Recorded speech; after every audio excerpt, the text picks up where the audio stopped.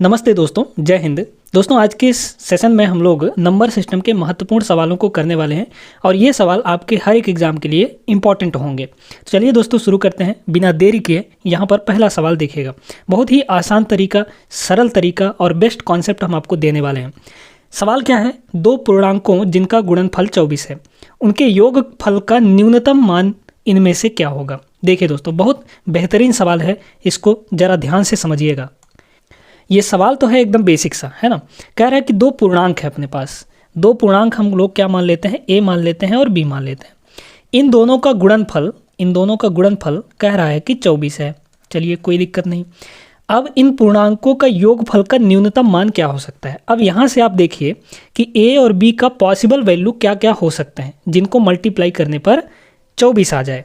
तो यहाँ से एक तो हो सकता है 1 गुणे 24 हो सकता है कि नहीं? 1 गुणे 24 करेंगे तो हमारा 24 आ जाएगा। एक हो सकता है इसका पॉसिबल वैल्यू 2 गुणे 12, और हो सकता है 3 गुणे 8, और हो सकता है हमारा 4 गुणे 6। यही 4 पॉसिबल वैल्यूज़ हैं जिसको मल्टीप्लाई करने पर 24 आएगा। अब इनमें से कह रहा है कि उन दोनों का योगफल का न्यूनतम मान। अब इन दोनों का ऐड करिए, योग निकालिए। तो योग यहाँ से क्या आ जाएगा? इन दोनों का 1 और 24 का योग कितना आएगा दोस्तों? 25 आएगा। यहाँ से कितना आ जाएगा? यहाँ से आ जाएगा 12 और 2 14 आ जाएगा, है ना। यहाँ से कितना आ जाएगा? 8 और 3 11 आ जाएगा। आपको मिनिमम वैल्यू देखना है कि कौन सा आएगा, है ना। 4 और 6 ये कितना आ जाएगा? 10 आ जाएगा। तो आपको मिनिमम वैल्यू कहाँ मिल रहा है? मिनिमम वैल्यू आपको यहाँ पर मिल रहा है, मतलब कि 10 मिल रहा है। और यही आपसे पूछा था कि योगफल का न्यूनतम मान, मिनिमम वैल्यू क्या होगा, है ना। तो 10 होगा। ऑप्शन नंबर डी यहाँ पर इसका करेक्ट आंसर बनेगा। उम्मीद करते हैं कि क्लियर हो गया होगा आपको। बेसिक सा सवाल था, मज़ेदार सवाल था, ठीक है। चलिए आगे बढ़ते हैं, अगला सवाल हम लोग देखते हैं। हम लोग यहाँ पर अगला सवाल देखते हैं। ये सवाल बहुत ही बेहतरीन है दोस्तों। चाहे तो इसको आप एक बार वीडियो पॉज करके लगा सकते हैं। लगा के आपका उत्तर क्या आता है देखिएगा, ठीक है। फिर इसका सलूशन देखिएगा। क्या है? किसी भिन्न का अंश, एक फ्रैक्शन है हमारे पास, उसका न्यूमरेटर 2 अंकों का गुणज है, ठीक है। हमारे पास एक भिन्न है और इसका जो ऊपर वाला है 2 अंकों का गुणज है, यानी 2 अंकों का प्रोडक्ट है, ठीक है। एक संख्या दूसरे से 2 बड़ी है ना। ऊपर वाली जो 2 संख्या हैं उनमें से एक संख्या दूसरे से 2 बड़ी है। बड़ी संख्या हर से 4 छोटी है, ये भी ठीक है। यदि हर 7 + c, जो कि जहाँ पर c ग्रेटर देन है -7 से, नियत है। हर जो है इसका डिनोमिनेटर जो है वो फिक्स है दोस्तों। कितना है? तो इसका जो हर है वो हमारा 7 + c है। ये हमारा फिक्स है, ये बदलने वाला नहीं है, नियत है। तो भिन्न का न्यूनतम मान क्या होगा? यहाँ पर मिनिमम वैल्यू आपको इस फ्रैक्शन का बताना है। ध्यान से समझिएगा। देखिए यहाँ पर कह रहा है एक कंडीशन, तो आप यहाँ पर देखिए कि जो c का वैल्यू हो -7 से ज़्यादा होगा, है ना। c का वैल्यू -7 से अधिक है। इस चीज़ का ध्यान रखिएगा, यहाँ पर आपको पहले ही बोल दिया है ये। अब यहाँ पर कह रहा है कि बड़ी संख्या जो है हर से 4 छोटी है। हर हमारा क्या है? 7 + c। 7 + c से छोटा होगा कितना? 4 छोटा होगा। मतलब ऊपर वाला एक ठो वैल्यू कितना आ जाएगा? 7 + c हमारा हर है, और 4 छोटा करिए यानी 4 घटा दीजिए, तो ये कितना हो जाएगा दोस्तों? ये हो जाएगा आपका 7 - 4 करेंगे तो ये आ जाएगा 3 + c, ठीक है। यानी ऊपर का एक वैल्यू हमारे पास है कितना? 3 + c। यहाँ तक बात समझ में आई कि नहीं? चलिए, अब कह रहा है यहाँ पर एक संख्या दूसरे से 2 बड़ी है। अब एक बात बताइए, इन दोनों में से बड़ी संख्या तो यही होगी ना, या फिर आप उल्टा भी इसको कर सकते हैं।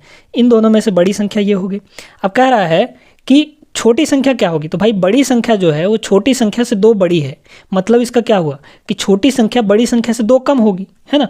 तो इससे 2 कम करिए, यानी 3 + c से हम लोग 2 कम करेंगे, यानी ये कितना आएगा? 1 + c आएगा।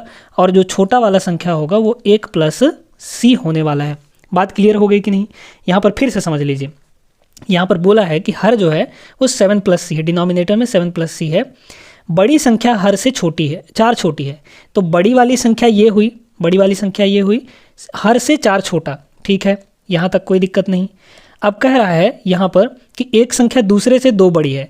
तो बड़ी संख्या ही ना बड़ी होगी, तो बड़ी संख्या ये है, तो बड़ी संख्या 2 बड़ी है, मतलब छोटी संख्या 2 छोटी होगी बड़ी वाली से।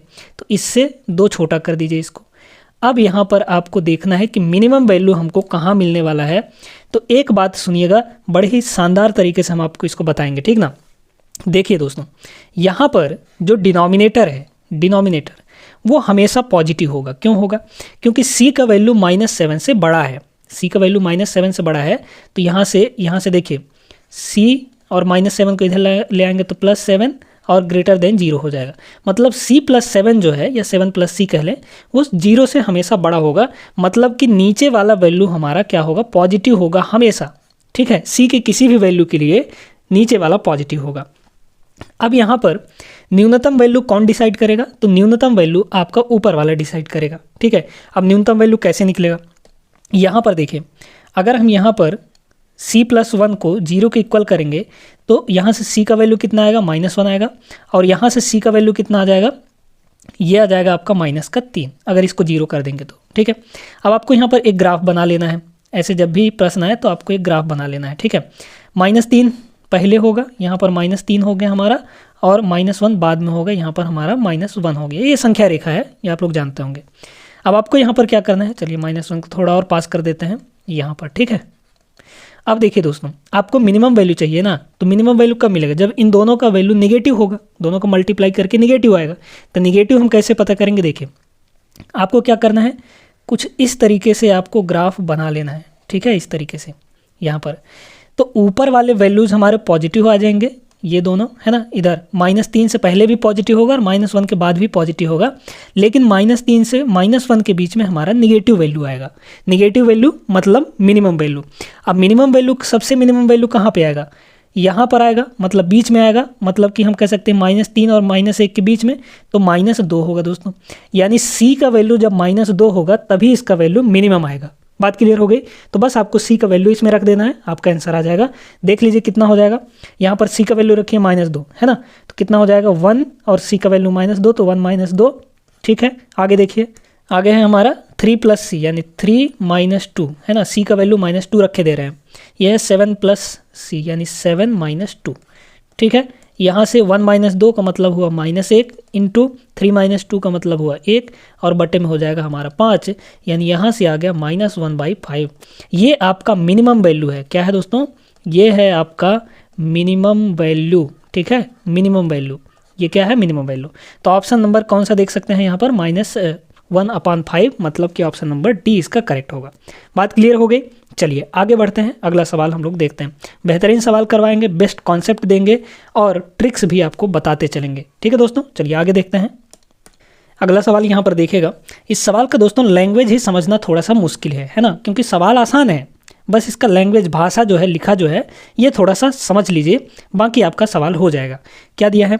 2 संख्याओं का मल्टीप्लाई 48 है। ठीक है, कोई दिक्कत नहीं है। कह रहा है कि 2 संख्याएं हैं, a है और b है, इन दोनों का मल्टीप्लाई यानी प्रोडक्ट जो है वो 48 के बराबर है।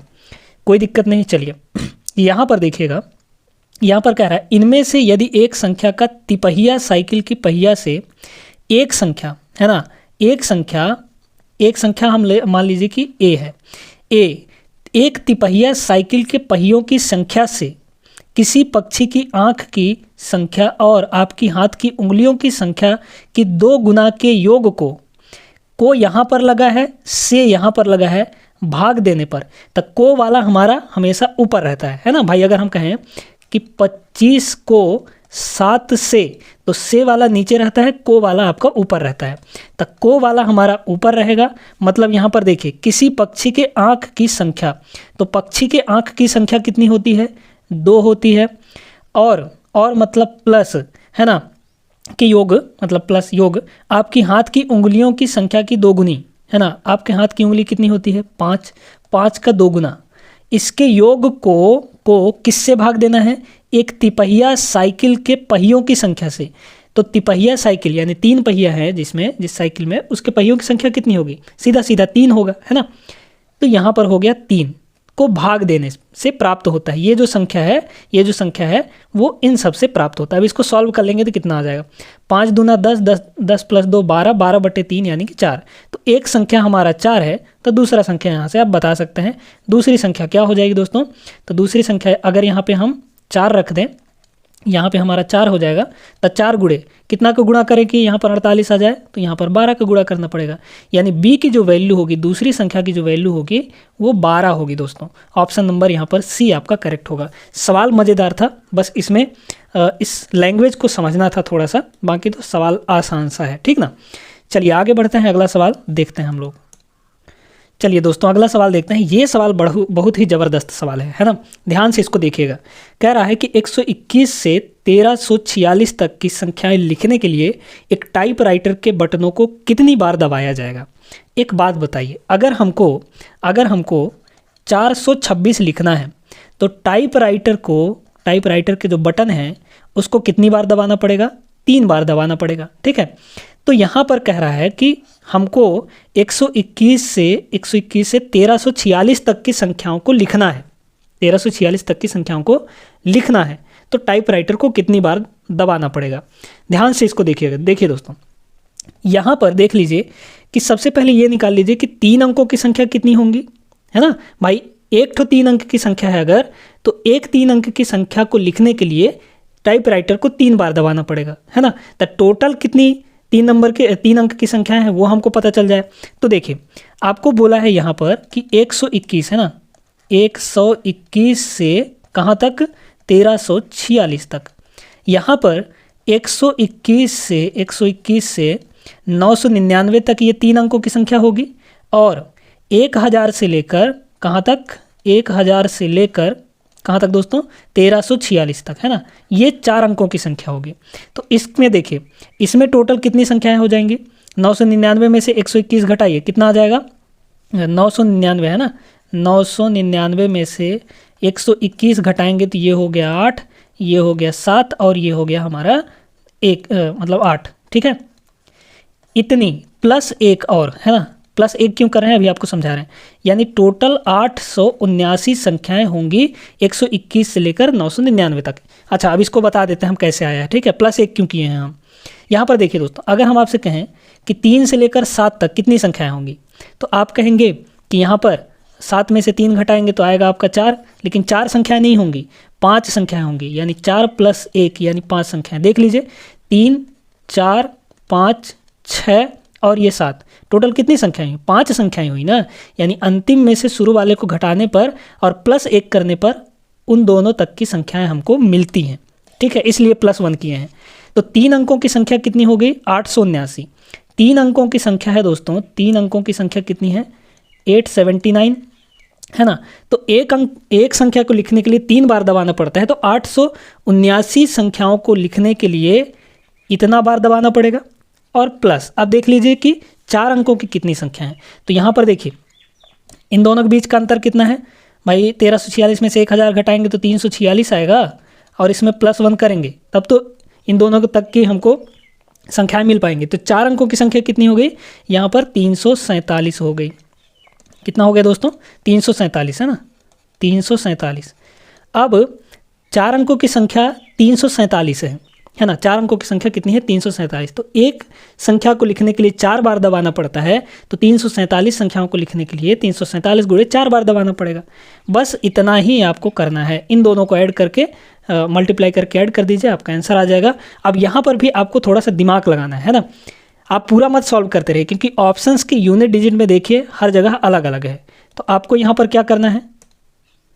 अच्छा, यहाँ पर अलग अलग नहीं है ना। हाँ, तो फिर सॉल्व कर लीजिए। देखिए दोस्तों, 3 से इसको मल्टीप्लाई करेंगे, 4 से इसको मल्टीप्लाई करेंगे। आप यहाँ पर करिए 9 त्रिक 27, 27 का 7, हासिल आया 2, है ना। 7 त्रिक 21, 21 2 23, फिर हासिल आया 2, फिर कितना आ जाएगा? 8 3 24, 24 2 26, यानी 2637 ये हो गया। और प्लस इसको गुणा कर दीजिए तो कितना हो जाएगा? 4 7 28 का 8, है ना। 4 7 28, 28 का 8, हासिल 2, 4 चौक 16, 16 और 2 18, 18 का 18 का हासिल 1, है ना। 4 3 12 और 12 और 1 कितना हो जाएगा? 13 हो जाएगा, यानी 1388 आएगा। इन दोनों को जोड़िए तो भला 8 7 15 के 5, हासिल 1 और 8 3 11, 11 1 12, तो लास्ट में 25 आ रहा है हमारा। 25 इसमें देखिए ऑप्शन नंबर 4 में है, ठीक है। समझ में आ गया? बाकी इसको जोड़ सकते हैं, 4025 आ जाएगा। तो ये आपका करेक्ट आंसर होगा। उम्मीद करते हैं कि आपको समझ में आ गया होगा। बहुत ही बेहतरीन सवाल था, है ना। चलिए आगे बढ़ते हैं, अगला सवाल हम लोग देखते हैं यहाँ पर। चलिए दोस्तों देखते हैं अगला सवाल। इस सवाल को बड़े ही प्यार से और इज्जत से सॉल्व कीजिएगा, बहुत बेहतरीन सवाल है।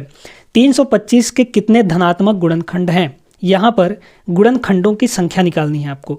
तो गुणनखंडों की संख्या निकालने के लिए एक बेहतरीन तरीका हम आपको बता रहे हैं दोस्तों। देखिए क्या करना है यहाँ पर सबसे पहले आपको 325 जो भी संख्या दिया है उसका अभाज्य गुणनखंड कर लीजिए, है ना। तो हमारे पास क्या है 325 है, अभाज्य गुणनखंड करना आपको आता होगा। करेंगे इसको अभाज्य गुणनखंड तो क्या हो जाएगा, ये 5 से कट जाएगा, तो 5 से इसको काटिए तो 5 गुणे कितना हो जाएगा, 5 से इसको काटिए, 5 छक्के 30 बचा 2, तो 5 पचम 25 है ना, 5 पचम 25 ये हो गया। अब इसको फर्दर अगर हम डिवाइड करें तो कितना हो जाएगा, 5 गुणे इसको क्या लिख सकते हैं 5 गुणे 13 है ना, 13 पचे 65 होता है। यानी ये हो गया दोस्तों हमारा 5 का स्क्वायर 5 की पावर 2 और गुणे 13 13 की पावर 1। ऐसे आपको तोड़ लेना है। हमने तोड़ लिया यहाँ पर 5 का स्क्वायर गुणे 13 की पावर 1 यानी 25 गुणे 13 करेंगे तो हम 325 ले आएंगे यहाँ पर। तो 325 को हमने ऐसे तोड़ लिया। अब आपको गुणनखंडों की संख्या बतानी है। तो गुणनखंडों की संख्या दोस्तों कैसे निकालेंगे, यहाँ पर नंबर ऑफ फैक्टर्स है ना, नंबर ऑफ फैक्टर्स। तो कैसे निकालेंगे देखिएगा क्या हो जाएगा, जो ये पावर है ना, यहाँ पर पावर कितना है 2 है, पावर को एक एक बढ़ा के मल्टीप्लाई कर दीजिए। पावर को ध्यान रखिएगा, इससे आपको कोई मतलब नहीं है, बेस से आपको कोई मतलब नहीं है, पावर को एक एक बढ़ा के मल्टीप्लाई करना है। तब पावर को बढ़ाइए ज़रा, पावर यहाँ पर 2 है तो 2 को 1 बढ़ाएंगे तो कितना आ जाएगा 3 आ जाएगा, और गुणे यहाँ पर 1 है तो 1 से 1 अधिक करेंगे तो कितना आ जाएगा 2 आ जाएगा, मतलब यहाँ 3 दूना 6। तो गुणनखंडों की संख्या 6 आएगी दोस्तों, यानी 325 के सभी गुणनखंडों की संख्या कितनी आ जाएगी 6, यानी ऑप्शन नंबर यहाँ पर 1 पहला नंबर सही हो जाएगा। अब यहाँ पर देखिए दोस्तों, आपसे कभी कभी पूछा जाता है कि सम गुणनखंडों की संख्या कितनी होगी, यानी कितने सम गुणनखंड होंगे। सम का मतलब इवन फैक्टर्स कितने होंगे। और कभी कभी आपसे पूछा जाता है कि आपके ऑड फैक्टर्स कितने होंगे, यानी विषम गुणनखंड कितने होंगे। चलिए इसको हम एक तरीके से करते हैं, ठीक ना। देखिए यहाँ पर अगर हम आपसे बोलें कि आपके पास क्या है 750 है ना, ये एक संख्या है। कितना है दोस्तों 650 ले लीजिए, चलिए कोई दिक्कत नहीं है।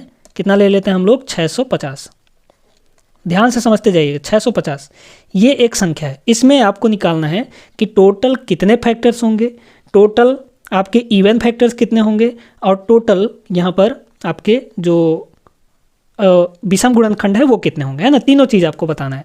तो क्या करना है दोस्तों ध्यान से समझिएगा। यहाँ पर देखते हैं, इस 650 को पहले तो तोड़ लीजिए। तोड़ेंगे तो क्या होगा, इसको आप क्या लिख सकते हैं 65 गुणे 10 लिख सकते हैं, और 65 को हम लोग लिख सकते हैं 5 गुणे 13 है ना, और गुणे 10। तो 10 को हम लोग क्या लिखेंगे, 10 को हम लोग लिखेंगे 2 गुणे 5, यही तो होगा। अब यहाँ पर इसको अगर हम पावर के रूप में बदलें तो पावर क्या हो जाएगा 2 की पावर 1 गुणे 5 का 2 बार है तो 5 का स्क्वायर, और इनटू ये हो गया हमारा 13। अब देखिए यहाँ पर आपको टोटल निकालना है ना सभी गुणनखंडों की संख्या। तो सभी गुणनखंडों की संख्या कितनी हो जाएगी देखिए, है ना। तो सभी गुणनखंडों की संख्या के लिए हमने क्या बताया, पावर को एक एक बढ़ा के मल्टीप्लाई।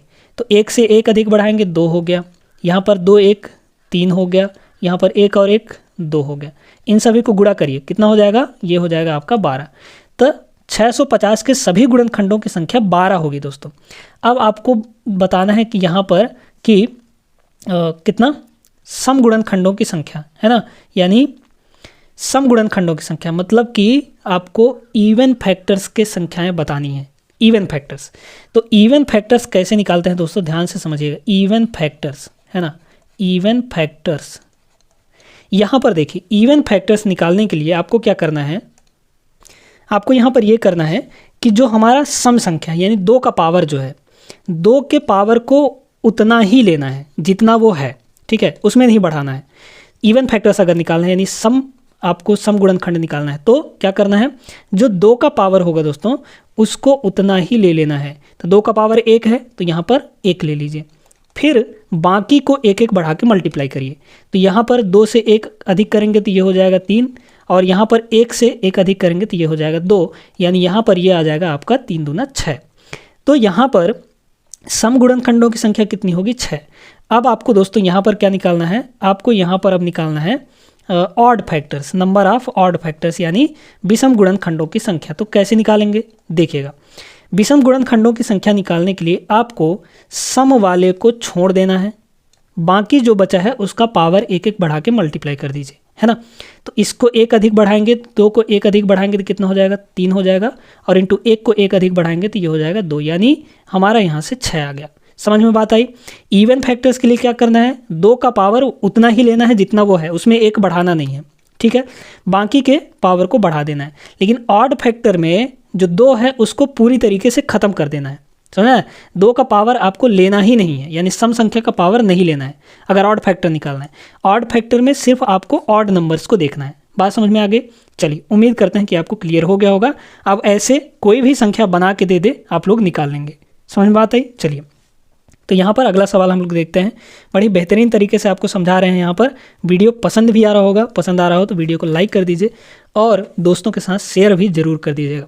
बेहतरीन सवाल करेंगे। आगे बढ़ते हैं, अगला सवाल देखते हैं यहाँ पर। अगला सवाल है तो छोटा सा ही सवाल, लेकिन प्यारा सा सवाल है, अच्छा सवाल है ना। क्या दिया है, 433 गुणे 456 गुणे 43n का इकाई अंक n+2 है, तो n का मान क्या होगा। देखिए दोस्तों, यहाँ पर ये जो सवाल है ये यूनिट डिजिट से रिलेटेड है। यूनिट डिजिट के सवालों में हमको सिर्फ और सिर्फ ज़रूरत होती है यूनिट डिजिट से। यहाँ पर इसका यूनिट डिजिट 3 है, इसका यूनिट डिजिट 6 है, तो यहाँ पर 3 फिर गुणा है तो गुणा लगा दिए, फिर 6। यहाँ पर यूनिट डिजिट क्या है, n है, तो गुणे में हमारा n हो गया। अब कह रहा है कि इन सभी को मल्टीप्लाई करने पर जो यूनिट डिजिट आ रहा है वो n+2 आ रहा है। यहाँ पर कितना आ रहा है, n+2 आ रहा है दोस्तों, ठीक ना। अब देखिए, तो n का मान क्या होगा ये आपको बताना है ना।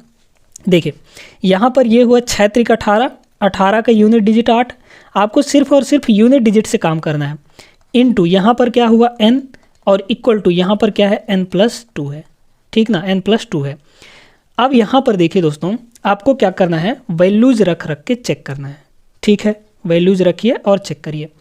तो कैसे करेंगे, देखिए, अगर हम 1 रखते हैं, n का मान पूछा है ना, तो यही सारे तो n के मान हैं, तो n का वैल्यू यहाँ पर 1, अगर हम 1 रखें तो ये हो जाएगा 8 × 8। अगर हम 1 रखते हैं तो 8 × 8, इधर का हुआ 8, लेकिन अगर यहाँ पे 1 रखेंगे तो 1 + 2 यानी इधर का हो जाएगा 3। यूनिट डिजिट सेम नहीं आया तो हमारा एक वैल्यू नहीं हो सकता, ठीक है, वैल्यू हमारा 1 नहीं हो सकता। दूसरे के लिए चेक करते हैं, 8 रखते हैं, तो 8 यहाँ पे रखेंगे अगर, तो ये कितना हो जाएगा, 8 × 8 = 64 यानी यूनिट डिजिट 4 आया। इधर रखिए 8, तो 8 2 10 यानी यूनिट डिजिट 0 आ गया, तो ये तो हो ही नहीं सकता, ठीक है। इसके बाद देखिए, हमारा यहाँ पर अगर हम 3 रखते हैं तो रखिए 3, तो 8 × 3 = 24 यानी यूनिट डिजिट 4 है ना, इकाई अंक 4। और इधर अगर 3 रखें तो 3 2 5 यानी इकाई का अंक 5 आ गया, ये भी बराबर नहीं है, तो ये भी वैल्यू नहीं हो सकता। बचा क्या हमारा, चौथा नंबर, यही आपका सही हो जाएगा। चाहे तो आप चेक करके देख सकते हैं। 6 रखेंगे तो 8 × 6 = 48 यानी यूनिट डिजिट 8। इधर 6 रखेंगे तो 6 2 8, दोनों 8 8 बराबर आ गए, इकाई का अंक, यानी ऑप्शन नंबर डी यहाँ पर आपका करेक्ट हो जाएगा। 6 जो होगा वो 6 सही होगा दोस्तों। समझ में बात आ गई।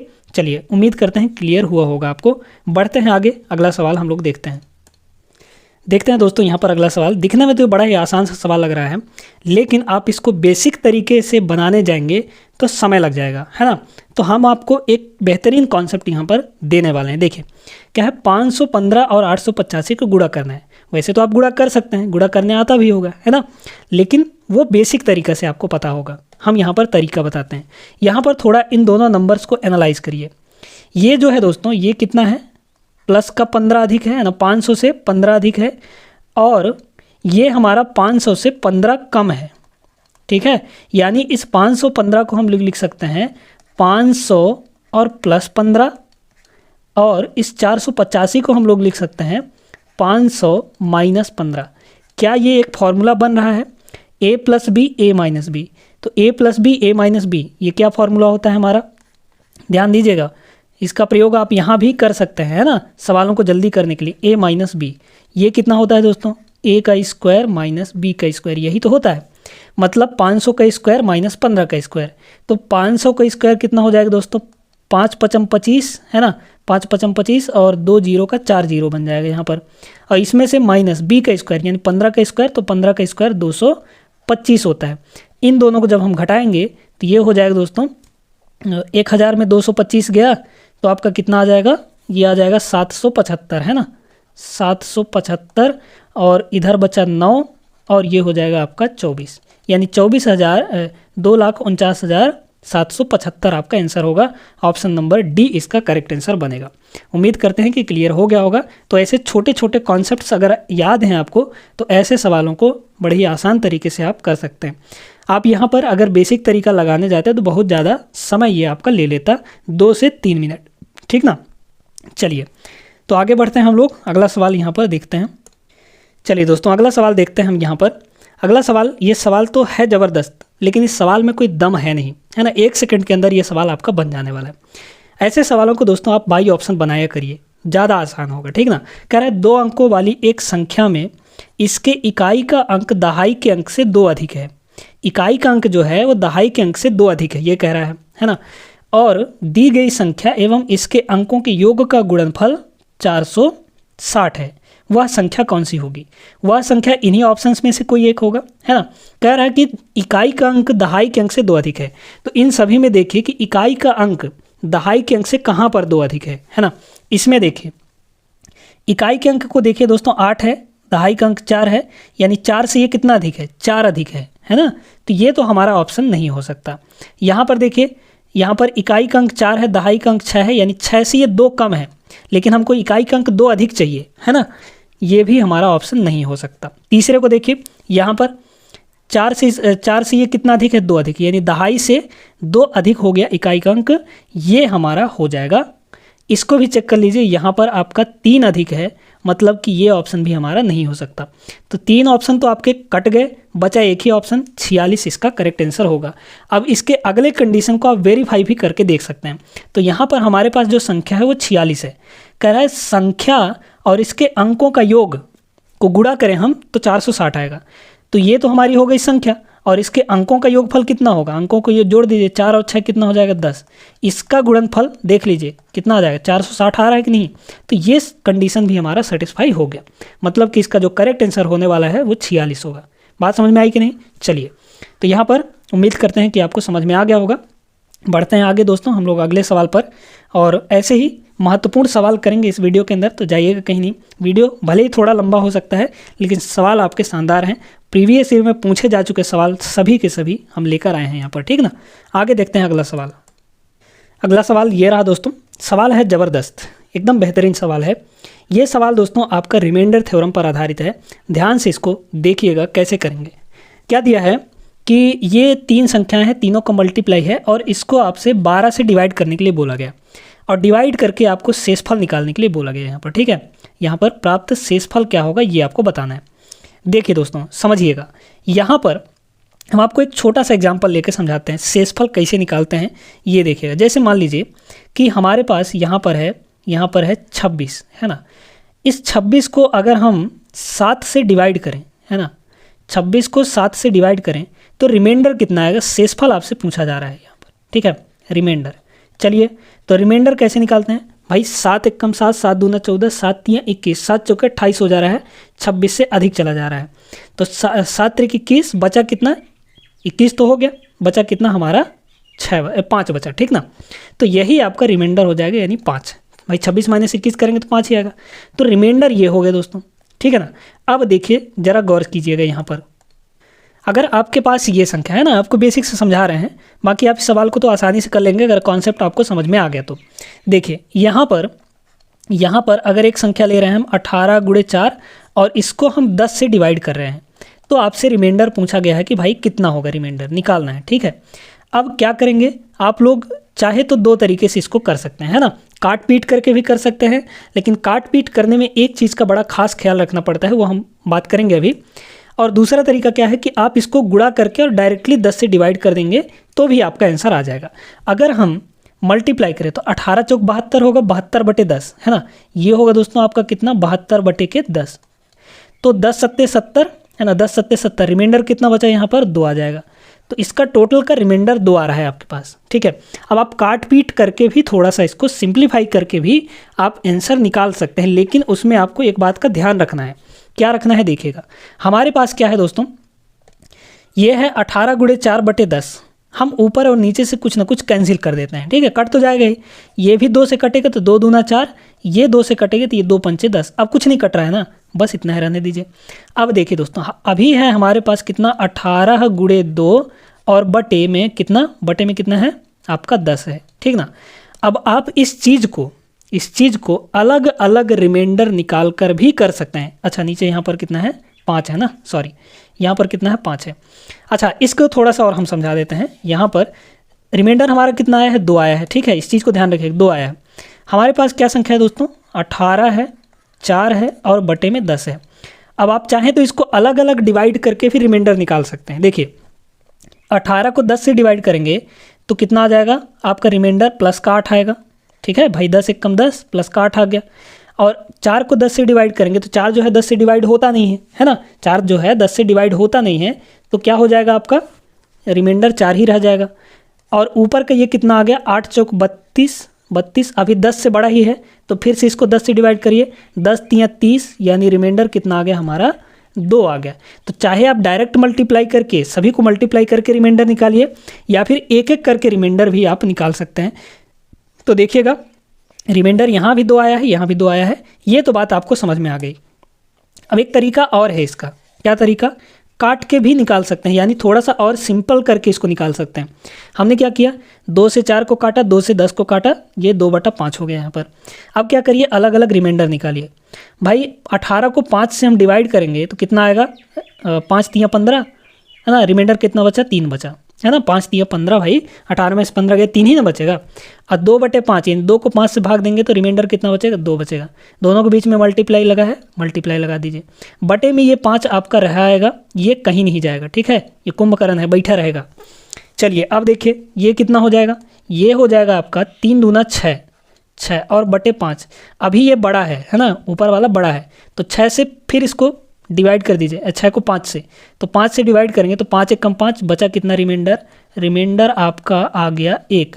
अब आप कहेंगे दोस्तों है तो वही संख्या, इसी को हम थोड़ा सा सिंप्लीफाई करके यहाँ पर ये चीज़ बना दिए, लेकिन यहाँ पर रिमाइंडर 2 आ रहा था, यहाँ पर रिमाइंडर 1 आ गया। अलग अलग तो रिमाइंडर नहीं आना चाहिए है ना।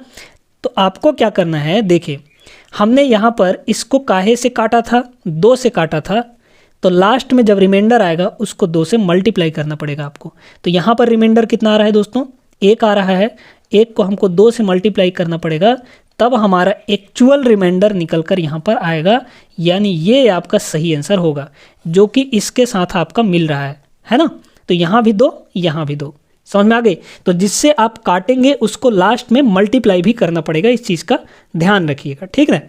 अब यहाँ पर इस सवाल पर हम लोग चलते हैं, ज़रा गौर कीजिएगा, सवाल बेहतरीन है ना। आप डायरेक्टली भाग करेंगे तो आपको थोड़ा सा दिक्कत होने वाला है। भाई यहाँ पर जो हमारे पास संख्या है, इस सवाल में आपका टेस्ट ऑफ डिविजिबिलिटी वाला भी थोड़ा सा रूल लगने वाला है, तो उसको भी हम आपको समझाएंगे। क्या है 1 4 3 3 और 1 4 3 3 है ना, फिर मल्टीप्लाई में 1 4 2 2, फिर इंटू 1 4 2 5। आप चाहे तो क्या कर सकते हैं, आप चाहे तो इस पूरी संख्या को 12 से डिवाइड करेंगे तो रिमाइंडर कितना आएगा, इस पूरी संख्या को 12 से डिवाइड करेंगे तो रिमाइंडर कितना आएगा, 1425 को 12 से डिवाइड करेंगे तो रिमाइंडर कितना आएगा। सभी को मल्टीप्लाई करके फिर आप 12 से डिवाइड कर सकते हैं और वहाँ पर रिमाइंडर निकाल सकते हैं।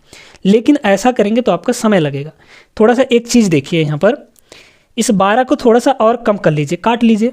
यहाँ पर देखिए ये जो 12 है दोस्तों, ये 3 से कट जाएगा कि नहीं, कट जाएगा। और ऊपर वाला देखिए कोई एक संख्या 3 से कट रहा है या नहीं। अब 3 से कटने के लिए क्या रूल होता है कि सभी अंकों का योग 3 से कटना चाहिए। तो यहाँ पर देखिए अगर हम इसको काटें तो कितना हो जा रहा है, 2 2 4 4 4 8 8 1 9, सभी अंकों को जोड़े तो 9 आया। 9 जो है 3 से कट जाएगा, इसका मतलब ये पूरी संख्या 3 से कट जाएगी। चलिए इसको भी हम 3 से काट देते हैं, तो 3 से काटेंगे तो 3 चौक 12 बचा 2 तो 22 हो गया, और 3 7 21 बचा 1 और 3 चौक 12 यानी 474 आया। 3 से इसको काटेंगे दोस्तों तो यह आ जाएगा आपका 4।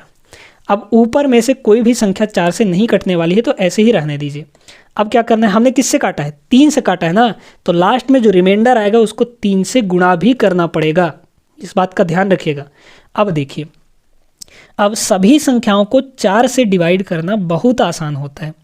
अगर किसी संख्या को पता करना है कि ये संख्या 4 से डिवाइड होगा या नहीं होगा, तो उसके लास्ट के 2 अंकों को डिवाइड करिए, है ना।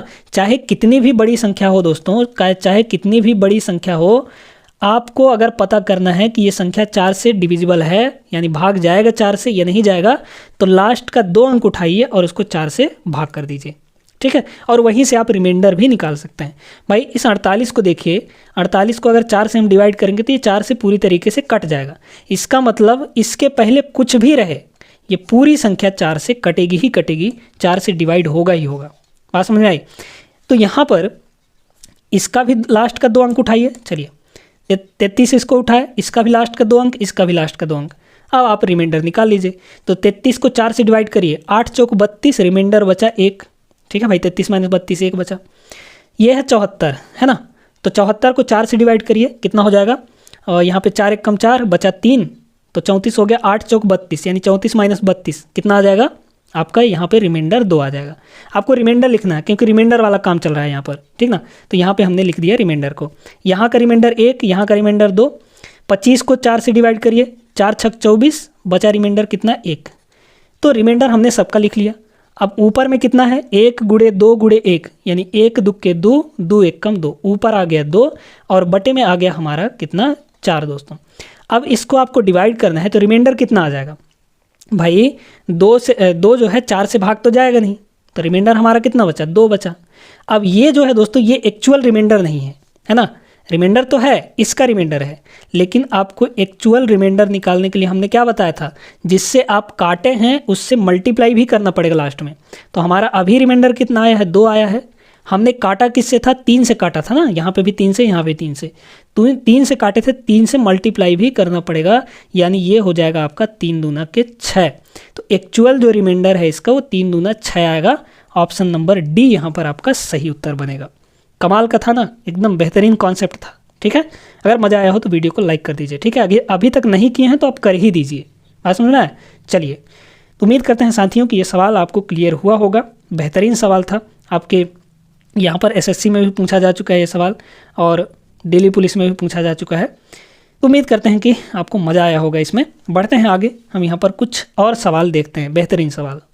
यहाँ पर अगला सवाल देखते हैं साथियों। है तो सवाल अच्छा, है ना, लेकिन आप इसको बहुत ही कम समय में भी बना सकते हैं। क्या दिया है? जब किसी पूर्णांक k को 3 से भाग दिया जाता है तो शेषफल 1 आता है, ठीक है, कोई दिक्कत नहीं।